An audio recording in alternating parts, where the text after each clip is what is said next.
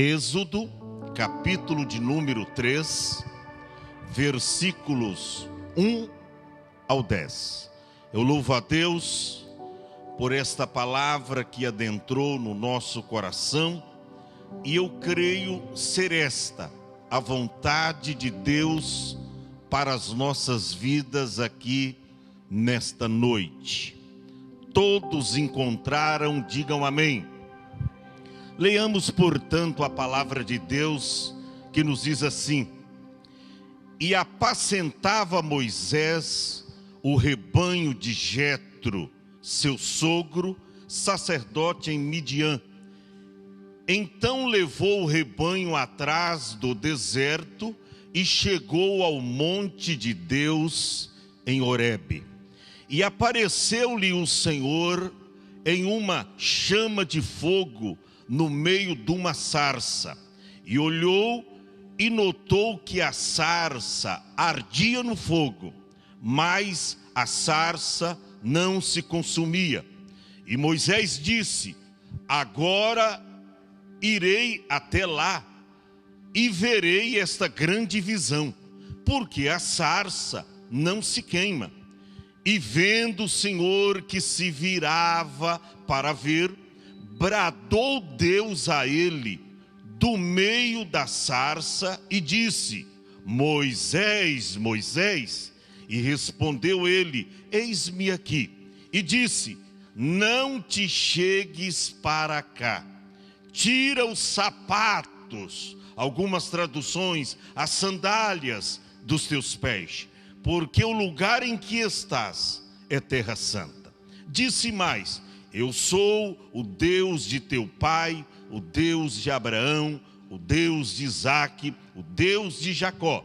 E Moisés encobriu o seu rosto, porque temeu olhar para Deus. E disse o Senhor: Tenho visto atentamente a aflição do meu povo que está no Egito, e tenho ouvido o seu clamor por causa dos seus exatores, porque conheci as suas dores. Portanto, desci para livrá-lo da mão dos egípcios, e para fazer subi-lo daquela terra a uma terra boa e larga, uma terra que mana leite e mel, a terra dos cananeus, do Eteu, do Amorreu, dos Ferezeu, do Eveu e do Jabuseu. Agora, eis que o clamor dos filhos de Israel chegou até a mim, e também tenho visto a opressão com que os egípcios os oprimem. Verso de número 10. Vem agora, pois, e eu te enviarei a Faraó, para que tires o meu povo, os filhos de Israel, do Egito. E você diga amém. Glória a Deus. Pode tomar assento neste mesmo espírito, adorando a Deus. Pois bem, amados irmãos, nós estamos diante de uma palavra tão extraordinária e notável do Velho Testamento, inclusive uma das passagens bíblicas mais conhecidas do Velho Testamento.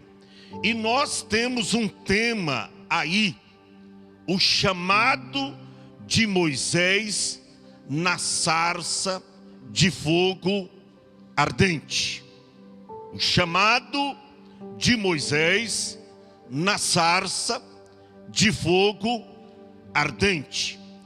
Nós encontramos aqui, quando Deus fala com Moisés, do meio de uma sarça ardente.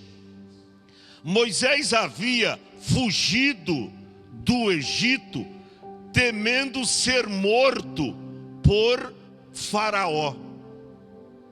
Pastor, é verdade. Ele fugiu do Egito, estava em fuga, com medo de ser morto porque fora descoberto, e ele fugiu do Egito com medo de Faraó. Deixa eu te dar aqui um feedback, contando aqui o que aconteceu com Moisés. A Bíblia diz que Moisés, estando no Egito, um certo dia ele saiu para dar uma volta e rever os irmãos, seus irmãos hebreus. E de repente ele se depara com uma cena, porque ele vê um egípcio batendo, ferindo um hebreu, um de seus irmãos. E ele olha de um lado, está escrito aí, você vai ver no capítulo de número 2, do versículo 11 ao versículo 15. Moisés, ele olha para um lado, olha para outro, e estava lá aquele egípcio ferindo um de seus irmãos hebreus. E ele olha e não vê ninguém. Ele aproveita aquela oportunidade e diz a Bíblia que ele mata aquele egípcio e esconde na areia, enterra na areia. Passou-se, no dia seguinte, ele sai novamente para ver os irmãos. Eles estavam trabalhando ali no Egito, e de repente agora a cena é diferente, porque ele vê dois hebreus discutindo, um agredindo o outro, ferindo o outro com palavras. Aí Moisés chega até eles e diz: para de fazer isso, aquele que estava mais alterado, aquele que estava envenenado, é seu irmão, você não pode fazer isso. Aí um desses hebreus disse: quem te colocou como juiz e maioral entre nós? Você vai fazer comigo como você fez com o homem egípcio? Você vai fazer comigo? Você vai me matar como você matou ele? Quando ele disse isso, Moisés estremeceu. Eu disse: meu Deus, eu fui descoberto. E daqui a pouco o Faraó vai saber o que aconteceu. Foi dito, feito. A Bíblia diz que naquele momento já saiu o edito de Faraó. Estava procurando Moisés para matá-lo. E aí foi, a Bíblia diz que Moisés, ele sai do Egito, escute bem isso, e ele vai para Midian. E chega em Midian, ele senta em um determinado lugar. Escute bem isso, eu estou passando para vocês aqui um feedback para vocês entenderem, para vocês acompanhar o nosso raciocínio. Ele chega lá e a Bíblia diz que de repente vem as filhas de Jetro, que posteriormente seria então o seu sogro, e elas vêm tirar a água no poço.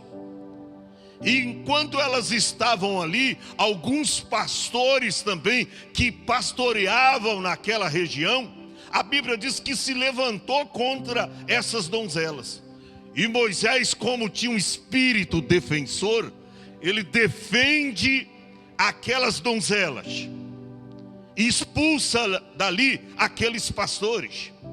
Aí quando as donzelas chegam de volta até a casa do pai, sacerdote Jetro, diz ele: olha, por que vocês voltaram rapidamente? Olha, nós voltamos porque aconteceu lá um episódio. A gente estava apanhando água lá no poço, mas vieram os pastores nos expulsando de lá. Mas um homem egípcio nos defendeu. E aí, não somente ele deixou a gente tirar água, mas ele nos ajudou a tirar água, deu água no rebanho de ovelhas, e assim a gente fez o serviço mais rápido, e por isso voltamos. Mas você não convidou esse homem para vir até em casa comer? Não. Aí saíram à procura de Moisés, e aí nasce ali uma nova história. Porque é interessante, na vida de Moisés, escute bem isso, nós encontramos 3 fases. A primeira fase, os primeiros 40 anos, Moisés passou lá no Egito, aprendendo, sendo instruído ali um homem de poder, letrado. A Bíblia diz que ele foi criado com toda a cultura e ciência lá do Egito. 40 anos, primeira fase. A segunda fase de Moisés foi a fase que ele ficou no deserto. Pastor, fazendo o quê? Cuidando de ovelhas. Por quê? Porque quando Moisés foi encontrado, ele então tem o seu primeiro encontro com Jetro, sacerdote em Midian. E a Bíblia diz que lá lhe for oferecido Zípora, uma das filhas de Jetro, para ser esposa de Moisés. E ali ele começa a sua segunda fase. Olha para cá, nesse deserto a Bíblia diz que Moisés passou 40 anos.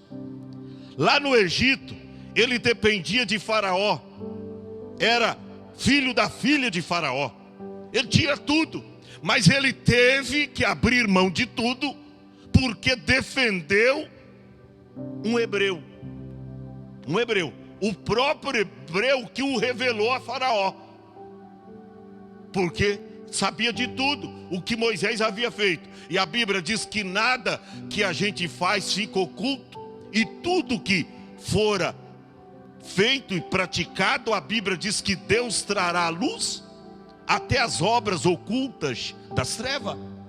Moisés não pôde ficar mais lá, veio para o deserto, e ali ele começa uma nova história. Ele começa agora a aprender no deserto. O que me chama a atenção aqui, que deserto é faculdade de Jeová. Deserto é lugar de aprendizado. Por isso Moisés ficou ali 40 anos. 40 anos. Só depois de 40 anos começa a terceira fase da vida de Moisés. Pastor, e quando começou a terceira fase da vida de Moisés? Exatamente aqui em Êxodo, capítulo de número 3. Pastor, então quantos anos Moisés tinha? Ele viveu 120 anos. Ele teve a sua primeira fase lá no Egito, os primeiros 40 anos. Segunda fase, no deserto. A terceira fase, Deus o chama aqui para ser libertador do seu povo. Ou seja, nesse encontro de Moisés com Deus aqui, ele tinha 80 anos. 80 anos. E o que me chama a atenção aqui, irmão, é que no versículo 1 diz que Deus aparece para Moisés em uma chama de fogo numa sarça. Isso é extraordinário. Deus aparece para Moisés. Todavia, o verso 1 diz que Moisés, ele estava cuidando do rebanho de Jetro, seu sogro, que era sacerdote em Midian. Moisés estava fazendo o quê? Aprendendo com as ovelhas, aprendendo a sujeição, porque acima dele tinha um sacerdote Jetro, e era um homem sábio, sapiente. Teve uma circunstância que Moisés estava levando o peso, a carga, a responsabilidade sozinho, e Jetro emitiu um conselho para ele, e que resolveu o problema que ele estava vivenciando. Era um homem sábio. Então agora lá no Egito, tudo que ele aprendeu não serviu para nada. Agora ele estava no deserto, e ele começa a sua terceira fase da sua vida exatamente com 80 anos, quando Deus apareceu para ele no meio de uma sarça ardente. Agora, pastor, o que Moisés estava fazendo? Ele não estava dormindo. ele não estava zanzando para lá e para cá, sem alguma coisa para fazer. Ele estava cuidando das ovelhas. Cuidando das ovelhas. E nesse ínterim, o povo já tinha morrido lá, o faraó. A Bíblia diz nos últimos versículos do capítulo 2, que nesse ínterim morreu lá o rei do Egito, faraó. E aí, sabe, quando morreu, o povo sentiu que era hora de uma libertação. E quando você vê os últimos versículos do capítulo de número 2, principalmente aí, o verso de número 21, 22, o verso 23 diz, e aconteceu depois desses dias, que morrendo o rei do Egito, os filhos de Israel, eles suspiraram por causa da servidão. Era um povo que estava ali sofrendo, irmão, trabalhando pela comida. Eram escravos dos faraós que por ali passavam. Mas a Bíblia diz que nesse ínterim, enquanto Moisés estava lá cuidando das ovelhas de Jetro, seu sogro, os filhos de Israel estavam lá sendo oprimidos.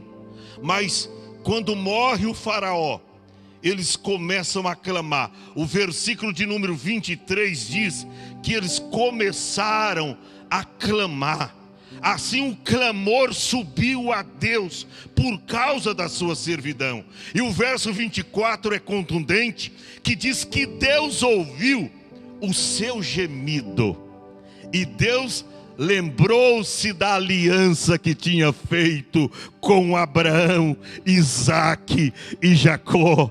Eu começo a pregar aqui e dizer para você que Deus fez uma aliança com você. E não importa se nesse presente momento você está inserido num contexto completamente diferente e não vê até nenhuma possibilidade para Deus cumprir a promessa que Ele te fez. Fique tranquilo, porque Deus não é homem para que minta e nem filho do homem para que se arrependa. Se Deus prometeu, Deus vai fazer. Agora, uma coisa se despertou no povo: vontade de se libertar, de sair da servidão, da escravidão. E aí a Bíblia diz que eles começam a clamar. E Deus ouve o quê? O gemido. Olha para cá, Deus está ouvindo o teu gemido. Aleluia. Deus está ouvindo o teu clamor. Deus ouve o clamor do povo. E parece que Deus está nesse momento procurando um homem. E Ele procura no Egito todo. E Ele não encontra. Ele diz: já sei. Esse homem não está mais no Egito. Eu preparei uma circunstância. Eu preparei uma circunstância. Ele não está mais aqui. Ele está lá no deserto. E Moisés, às vezes eu fico pensando, né? A mente de Moisés. Ele está lá, ó, eu já estou com meus 80. Vou ficar cuidando aqui das ovelhas. Tranquilo. Ó, estou tranquilo agora. Meu sogro é sacerdote. Eu estou aqui debaixo da sua tutela, da sua égide. Eu estou tranquilo. Que nada, irmão. Olha para cá. Quando Deus tem um projeto na sua vida, não tem escapatória. Quando Deus tem uma chamada para você, não tem como você fugir. Aonde você for, Deus vai te buscar. E quando você pensa que está tranquilo, Moisés estava tranquilo, familiarizado com o ritmo do deserto, cuidando das ovelhas. E de repente, olha para cá, o cenário muda. Por que muda? Porque um certo dia, Moisés pega o rebanho de ovelha e vai por detrás do monte Horebe. Ele vai por detrás. Quem sabe o pasto ali para as suas ovelhas estava já bem consumido. Ele vai para um lugar mais distante. Deus estava preparando para ter um encontro com Moisés. E a Bíblia diz que ali ele estava pastoreando as ovelhas do seu sogro Jetro, que era sacerdote em Midian. E ele levou o rebanho por trás do deserto. E ele chega então até o monte de Deus, em Horebe. E foi exatamente ali, divino, que Deus apareceu. Está no verso 2. Deus apareceu para Moisés. Oh, irmão, Deus aparece para Moisés em uma chama de fogo numa sarça. E Moisés achou aquilo tão diferente. Por quê, pastor? Eu vou já te explicar. O verso de número 2 diz: apareceu-lhe o anjo do Senhor. Uma coisa eu estudei bastante hoje. Todas as vezes que você lê na Bíblia, conforme está ali no telão, anjo com a letra A maiúscula, se refere não a um anjo comum. Você vai ver na Bíblia a palavra anjo com letra minúscula, porque se trata de um anjo comum, que são ministradores em favor dos santos. Mas quando você encontrar na Bíblia a palavra anjo com letra maiúscula, anjo com A maiúsculo, isso se refere ao próprio Deus, ou o próprio Cristo, o Filho de Deus. Então ali a Bíblia diz que lhe apareceu o anjo do Senhor, e que vai dizer que o próprio Deus apareceu para Moisés. E a Bíblia mostra aqui que foi o anjo do Senhor. Anjo com a letra A maiúscula. É a mesma coisa lá do Salmo 34, versículo de número 7. Não é um anjo comum lá. A Bíblia diz: o anjo do Senhor acampa-se ao redor dos que o temem e os livra. Tem Bíblia que está minúsculo. Essa Bíblia não está corretamente certa, porque nos manuscritos antigos, nos originais da Bíblia, esse versículo aí está anjo, ali é maiúsculo. No original é maiúsculo. Mas todavia, quando Deus se manifestou para Moisés, a Bíblia diz que lhe apareceu o anjo do Senhor em uma chama de fogo no meio de uma sarça. No meio de uma sarça. E a Bíblia diz em sequência: olhou e notou que a sarça ardia no fogo, mas não se consumia. Moisés falou: tem algo diferente.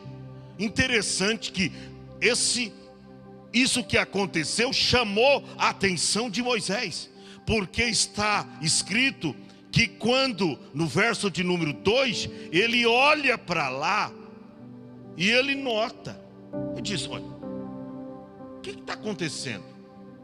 Por que Moisés ele nota? Porque veja bem, sarça são simples planta ou arbustos da família e gênero da acácia. A sarça era uma planta espinhosa, tinha muitos espinhos, e era comum ser encontrada no deserto. E olha para cá, Moisés sempre se deparava com alguma sarça pegando fogo. Que isso, pastor? É verdade? Sabe por quê? Porque o calor do deserto, mais de 40 graus Celsius do deserto, com os raios solares, e essa planta, ela tinha como que um combustível. Ela pegava fogo comumente. Era uma coisa normal. Só que era normal essa planta, a sarça espinhosa, pegar fogo, e Moisés passava para lá, e quando ele voltava, a planta já estava destruída pelo poder do fogo. Ele passava, era mais uma. Veio os raios solares, né, sobre a sarça, ela pegava fogo, se consumia. Quando ele passava, só tinha cinzas. Mas esta aqui não, porque Deus aparece para ele. O que me chama a atenção aqui, que Deus usa uma coisa que Moisés já estava familiarizado com ela, para chamar a atenção de Moisés. Porque ele viu que o fogo, ou a chama de fogo, estava no meio da sarça. Só que a sarça não se consumia, ou seja, não era destruída pelo fogo. Moisés disse: olha, tem coisa errada aqui, que negócio é esse? As sarças aqui que eu passo, quando ela está em combustão, quando ela está pegando fogo, e isso acontece comumente, ela tão somente, rapidamente é destruída. Mas esta não, ela não se consome. Tem algum mistério. Oh, irmão, é claro que tinha. Deus estava fazendo Moisés entender, aleluia, que era ele que estava na sarça. E que aquele fogo que representava, que simbolizava a presença e a glória de Deus, estava na sarça. E que a própria sarça representava a autossuficiência de Deus indestrutível. Tem gente que acha que a sarça representava lá os filhos de Israel. Nananina, não. As duas coisas aqui representam Deus, tanto a sarça como o fogo.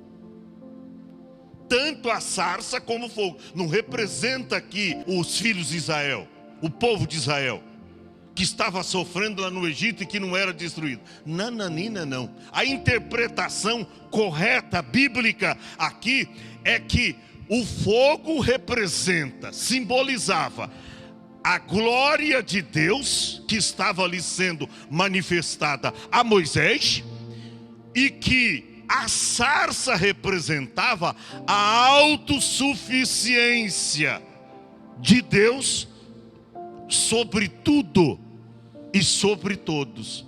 Por isso que Moisés ficou maravilhado. Quando ele olha esta visão, a Bíblia diz que ele notou, no verso 2 está escrito, que a sarça, ela ardia no fogo, mas não se consumia. Ele diz: não, eu tenho que me achegar mais perto, eu tenho que compreender esta visão. Ora, Deus chama a atenção de Moisés, sabe por quê? Porque Deus estava agora preparando Moisés para ser o libertador do seu povo. E Deus então chama a atenção de Moisés para algo que ele estava já familiarizado, naquilo que ele estava acostumado ver. Aí no verso de número 3, e Moisés disse: agora irei até lá. Eu vou até lá. Por quê? Porque nas outras, quando ele passava e ele voltava, estava tudo destruído, só cinzas. Mas ele diz: não, mas essa aqui é diferente. Então eu vou até lá para ver o que está acontecendo. Ele diz: ó, agora irei até lá e verei esta grande visão, porque a sarça não se consome. Por quê? Se com todas as outras comumente acontece, ela é destruída pelo poder do fogo, mas esta aí, ó que labareda, olha que fogo, e o fogo não consegue consumir a sarça, e o fogo não sai da sarça, está ali. E eu disse: não, eu tenho que ir até lá. Aleluia. E é aí, irmão, que Deus começa, aleluia, descortinar para Moisés o tamanho da sua glória e o tamanho da missão que Deus estava entregando para ele. Isso aqui é extraordinário, irmão. Eu pergunto até para você: você tem ouvido a voz de Deus? Que sarça Deus está usando para falar com você? Porque Deus usou aqui essa sarça espinhosa para falar com Moisés. Naquilo que ele estava familiarizado, Deus então coloca ali o sobrenatural. E agora o fogo na sarça. Mas a sarça não se consome. Será que você tem parado para ouvir a voz de Deus? Às vezes sempre eu vejo circulando aí pelas redes sociais: faça curso de oratória. Aprenda a falar ao público. Aprenda a pregar em 30, em 45 dias. Faça o curso de oratória. Mas eu queria ver circulando por aí: faça o curso de escutatória. Escutatória. Sabe por quê? Porque sempre nós queremos aprender a falar, mas nós não queremos aprender a ouvir. E olha para cá: para ouvir Deus tem que ter os ouvidos espirituais. Você tem que parar para ouvir. Quantas vezes, irmão, até diante de Deus em oração, você abre a boca escancaradamente e só você fala. E você não deixa Deus falar com você enquanto você examina a sua palavra, enquanto você senta no banco da igreja para você ouvir. Eu até estava pensando de promover um curso aqui de escutatória, mas eu pensei o seguinte, Júnior, eu falei: eu acho que eu não vou encontrar nenhum aluno para se matricular. Curso de escutatória. Mas é isso. Por quê? Porque sempre nós estamos prontos para falar. E quando alguém começa até a dar um conselho para nós, a gente já entra na defensiva. Mas está falando isso. Você até atropela a pessoa que está te dando conselho. Você não ouve o conselho. E a Bíblia diz, está lá em Provérbios, que na multidão de conselho e de conselheiros há segurança. O que me chama a atenção aqui é que Moisés parou para ouvir a voz de Deus. Ele parou. Ele diz: eu vou me aproximar dessa sarça que está pegando fogo, para mim compreender esse mistério, porque a sarça, ela arde no fogo e ela não se consome. Ele diz: tem mistério de Jeová aqui, não é possível. Uma simples plantinha que pega fogo rapidamente e logo é destruída, mas olha aí, a sarça está em chama e o fogo não consegue consumi-la. Tem coisa de Jeová. Ele entendeu a visão. Por quê? Porque diz: olha, agora irei até lá. Ninguém vai conhecer Deus em casa, tá? Ninguém vai conhecer Deus sem ler Bíblia. Ninguém vai conhecer Deus sem escutar a sua voz. É por isso que a Bíblia diz: todo homem esteja pronto para ouvir e tardio para falar. Até porque a Bíblia diz, Romanos 10:17, que a fé vem pelo falar. Nananina não, a fé vem pelo ouvir. E ouvir o quê? A palavra. Moisés foi sábio, mas essa sabedoria de Moisés, ele não aprendeu lá nas boas escolas do Egito, que eram naquele tempo as melhores. Ele aprendeu lá no deserto cuidando de ovelhas. na presença de Deus.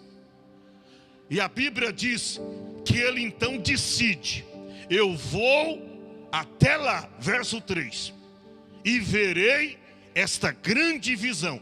Por que a sarça não se queima?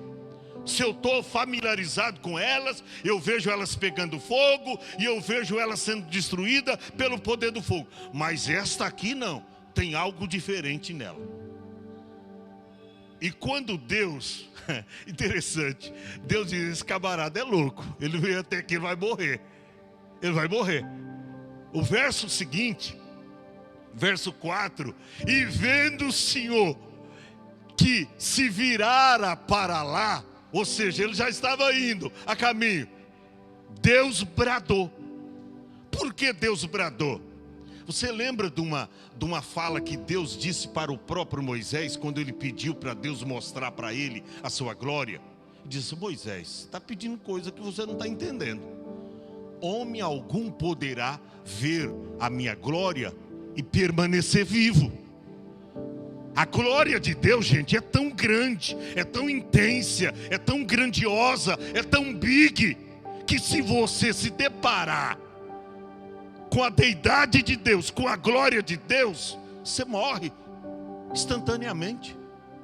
E Moisés, para entender o que Deus estava falando com ele, ele diz: não, eu vou chegar mais perto. Eu quero entender esse mistério, porque a sarça, ela está ardendo, ou seja, chegava a estralar lá no fogo, só que não se consumia. E quando ele se achega, ele diz: ó, eu vou até lá, para ver o que está acontecendo. E vendo o Senhor que se virava para lá, a ver, bradou Deus a ele, do meio da sarça. A sarça estava no quê? Estava no fogo. O fogo estava onde? Na sarça. E a Bíblia diz que a voz de Deus, como labaredas de fogo, saiu do meio da sarça. Gente, o mistério aqui é muito grande. Isso aqui eu fiquei maravilhado estudando essa passagem bíblica, embora o conheço há décadas. Só que a visão que Deus me deu, eu falei: mas por que a sarça queimava e não era destruída? O que representava aí? Aí Deus me fez entender que tanto o fogo como a sarça representava Ele. Representava Ele. E aí é por isso que Deus brada a Moisés do meio da sarça e disse: Moisés, Moisés. E Moisés era treinado, era educado, era humilde. Ele disse, ao ouvir a voz de Deus: eis-me aqui, estou aqui. Ele entendeu que a visão ali não era comum, o que estava acontecendo naquela sarça ali não era comum. Ele sabia que se tratava de uma grande visão. Por isso ele diz: eu me virarei para lá para ver essa grande visão. Está no verso 3, essa grande visão. Ele sabia que era algo sobrenatural.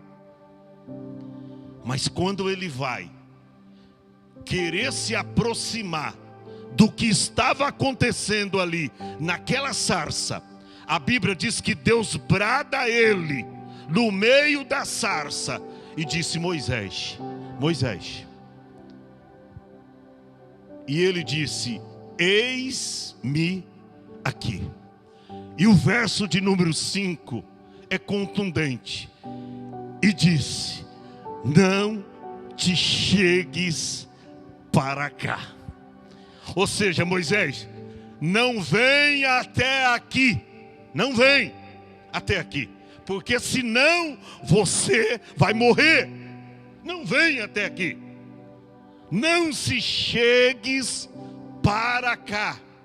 E ó, tire os teus sapatos, ou a sandália dos seus pés, porque o lugar em que tu estás é terra santa.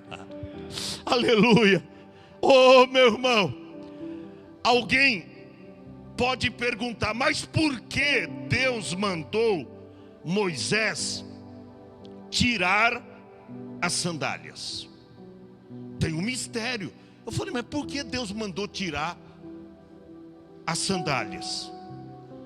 Sendo que o poder de Deus que estava ali, sendo manifesto ali, naquela sarça, poderia purificá-lo.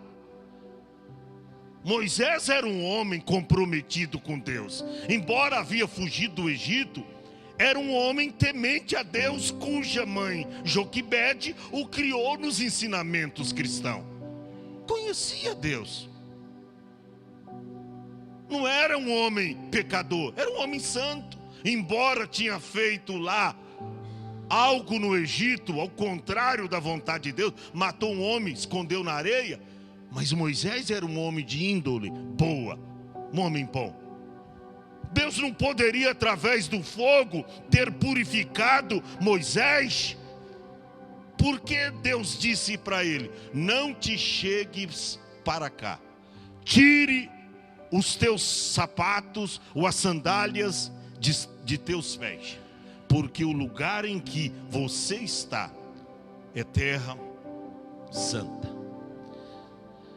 Sabe o que significa tirar as sandálias? Diga assim, não, pastor. Se tratava de um testemunho, de compromisso de uma pessoa com outra. Era um tratamento. Era quando as pessoas faziam um contrato, uma aliança, ou uma parceria, ou um pacto, e que era inviolável, não poderia ser violado. Aí se tirava o sapato dos pés. Você pode ver isso lá no livro de Ruth. Mostra aí, livro de Ruth, capítulo de números 4, versos 7 e 8. Quer ver o que significa tirar a sandália dos pés? Havia, pois, já há muito tempo esse costume em Israel. Qual costume? Quanto à remissão, lá naquela época não tinha como hoje você fazer um contrato. Você assinava um contrato, registrava. O Júnior sabe muito disso, que às vezes hoje tem pessoa que falta com a palavra, e mesmo assinando o contrato, diga, não, eu não pago. Mesmo assinando. Naquela época não tinha isso. Da pessoa assinar uma promissória, assinar um contrato, tá? Colocar ali o seu nome. Como é que era feito os contratos? O contratante, ele tirava a sandália dos pés. E aí diz que havia um costume de remissão e de contrato para firmar todo o negócio, que o homem descalçava o sapato e dava-os ao seu próximo. Ou seja, a pessoa que firmava um contrato com a outra em qualquer tipo de negócio, o que ela fazia? Ela tirava os seus sapatos, a sua sandália, e entregava para outra pessoa, firmando o contrato que havia feito. Isto era por costume em Israel. Verso de número 8, disse, pois, o remidor a Boaz, toma agora a ti, e descalçou o sapato. Por quê? Porque Boaz aí, ele queria casar com Ruth. Mas primeiro ele teve que assinar um contrato dessa forma, tirando o sapato, que ele ia devolver toda a herança de Noemi. Ele tinha que devolver.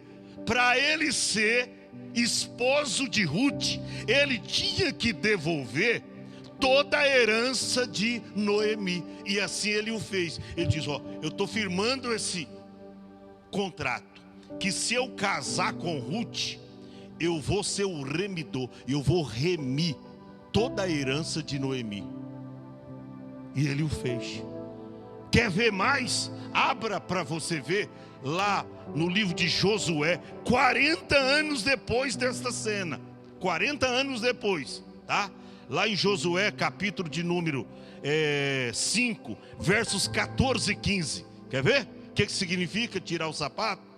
E disse ele: não, mas tenho agora como príncipe do exército do Senhor. É quando o anjo foi até o substituto, né, de Moisés. Quem? Josué, que era o serviçal e se tornou agora substituto. O anjo foi lá, na verdade foram 3 anjos. Aí vai até lá e diz aí: então Josué se prostrou sobre o rosto na terra e o adorou e disse: que diz o meu senhor ao seu servo? Você veio trazer uma mensagem, uma boas novas? O que diz? E o verso seguinte: então disse o príncipe do exército do Senhor a Josué: descalça os teus pés. Descalça os teus pés. Ou seja, agora Deus, como fez uma aliança com Moisés, agora Moisés, servo do Senhor, já era morto. Deus estava fazendo uma aliança com Josué, que foi o sucessor de Moisés. Descalça agora os teus pés, porque o lugar em que estás é santo. E fez Josué assim. Voltando para o texto de Êxodo 3, quando Deus falou com, eu estou terminando já, quando Deus falou com Moisés: tira a sandália dos seus pés, Deus estava dizendo: Thaís, eu estou firmando um compromisso com você agora. Eu estou te chamando, Moisés, oficialmente, para você ser o libertador do meu povo. E você vê o restante aí do que está escrito. Verso de número 6. E disse: eu sou o Deus e teu pai, o Deus de Abraão, o Deus de Isaac, o Deus de Jacó. E Moisés nesse momento começou a entender aquela maravilhosa visão. Ele diz: não, o negócio aqui é sobrenatural. E a Bíblia diz que ele cobriu o seu rosto, porque ele temeu olhar para Deus. Tamanha era a sua responsabilidade. Ele diz: olha, isso aqui é algo espiritual. É Deus me chamando para uma missão específica. E aí Deus começa a descortiná-la para Moisés. E disse, verso de número 7: tenho visto atentamente a aflição do meu povo que está no Egito. E Deus começa a falar. E a sarça está pegando fogo. O fogo está na sarça. A sarça está onde? No fogo. A manifestação de Deus para Moisés. E Deus falando com ele: eu tenho visto atentamente a aflição do meu povo que está no Egito. E eu tenho ouvido o seu clamor por causa dos seus exatores, porque conheci as suas dores. No original da Bíblia, subentende que Deus sentiu as dores que esse povo estava sentindo. Quando diz, eu conheci, ou seja, eu estou sentindo o sofrimento, as dores que eles estão sofrendo lá no Egito. E aí no verso seguinte: portanto, desci para livrá-lo. Quem estava falando com Moisés? Era Deus. Se Deus desceu, e ele diz aí afirmativamente: desci para livrá-lo, equivale dizer que nesse momento o céu ficou sem ninguém. O céu ficou sem ninguém. Deus desceu. Deus desceu. Olha para cá, quando chegar a sua vez, Deus vai descer para te dar vitória. Não vai mandar anjo, não vai mandar arcanjo, querubim ou serafim. Deus vai descer para te dar livramento. Deus vai descer para te dar vitória. Deus vai descer para confirmar a sua chamada. Ele vai descer. E ele diz categoricamente: desci para livrá-lo da mão dos egípcios e para fazê-lo subir aquela terra, a uma terra boa e larga, a uma terra que mana leite e mel. E Por enquanto elas estão sendo ocupadas pelos cananeus, os heteus, os amorreus, a família dos Zeus aí. Mas eles vão sair de lá. Talvez tem coisa que Deus vai te colocar ainda, que você nem sonha, em projetos grandes. Não fica pensando em projetos pequenos, não. Deus tem grandes coisas para você. Pastor, mas como é que eu tenho que fazer para pôr a mão nessas grandes coisas que Deus tem para mim? Primeiro, compreendendo o projeto de Deus para a sua vida. Eu estava observando a Graça e falando, e eu digo, Deus não coloca gente pequena em projetos grandes. Porque foi dado os talentos para cada um conforme a sua capacidade. Porque tem gente que não tem capacidade para negociar um talento. Você sabia que tem pessoas na igreja que se Deus der um carro novo, ela se desvia? Que isso, pastor? É verdade. O dia que ela tiver um carro novo, ela se desvia. Eu me lembro de um na cidade de Juquiá. Deus deu um carro novo para ele. Enquanto ele andava de bicicleta, ele e a esposa, com mais 4 crianças, subia 2 numa bicicleta, 2 na outra. O casal não perdia um culto na igreja. Quando Deus deu um golzinho branco novinho, sumiram da igreja. Era culto de Santa Ceia. Eu procurava o irmão na porta. Cadê o irmão? Pastor, deixou um aviso aí que foi pescar. Outra hora foi visitar o parente. Cada final de semana ele arrumava uma coisinha para fazer. Aí um dia, andando para a BR aí, a rodovia da morte, uma carreta fechou eles, jogou ele lá embaixo. Irmão, o carro deu PT, perda total. Eles escaparam, não sei como. Foi a mão de Jeová.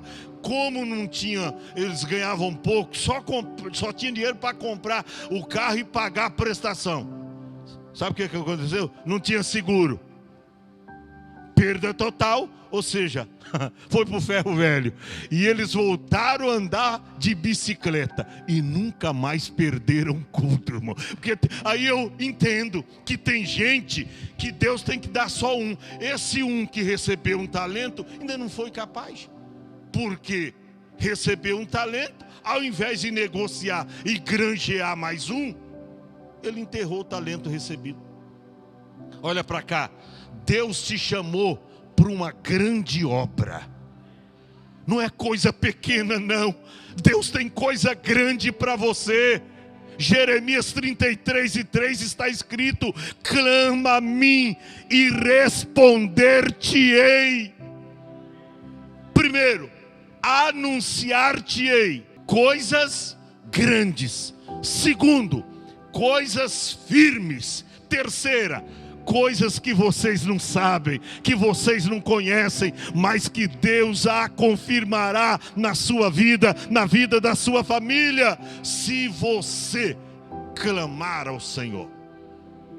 Moisés entendeu o chamado. Moisés, vocês vão ver aqui abaixo, que Moisés disse: Senhor, espera aí, como é que eu vou retirar esse povo de lá? Se eu chegar lá, nessa época já tinha um novo faraó. Morria um, outro substituía. Tinha um novo faraó. Senhor, e duro, de dura serviço, ímpio totalmente. Se eu chegar lá com essa mensagem, eu estou aqui como embaixador do reino, como libertador de Deus, para libertar esse povo. Eu chegar lá, Senhor, o que eu vou falar para esse povo? Em nome de quem que eu vou lá para falar? Aí Deus fala para Moisés: quando você chega lá, diga: eu sou o que sou. Você chega lá e diga: ó, aquele que diz que eu sou o que sou me enviou para libertar o povo. E você que não libera esse povo, para você ver quem é ele, porque ele se manifestou a mim. Irmão, Moisés não teve dúvida, ele sabia que era perigo de cabeça. Porque quando Moisés chegasse no Egito, o que ele tinha feito lá, matado um egípcio, enterrado na areia, ele sabia que, ó, quem está aí na área? Aquele Moisés, aquele.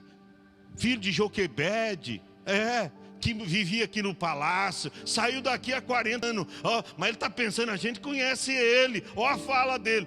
Ele sabia que o perigo era permanente, mas agora ele ia no nome: eu sou o que sou.